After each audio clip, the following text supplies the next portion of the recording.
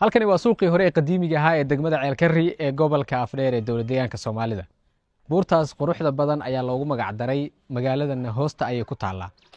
Qaybtani waa Ceelkarridii hore ee qadiimiga ahayd. Halkani waa bakhaarradii la isticmaalayay in ka badan 70 sano ilaa 60 sano.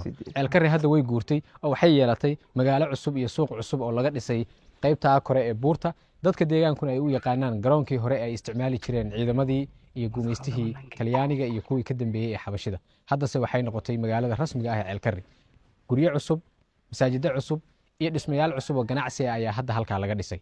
Laakiin weli tani waa taariikh taagan oo qofku markuu halkan soo booqdo runtii uu arki karo dhismo hore oo qadiimi ah oo magaaladan ay lahayd. Soomaalida kuma fiicna sheekooyinka iyo taariikhaha qadiimiga way burburiyaan. Laakiin reer Ceelkarri midda waa ka roonaadeenoo dadka dalxiisayaasha halkan iman doona waxay arki doonaan magaalo hore oo qadiimi ahayd iyo magaalo hore iyo magaalo dambe oo casri ah oo hadda dhismatay. Mar kale ku soo dhawaada Ceelkarri oo magaalo buuraley ah oo qurux badan.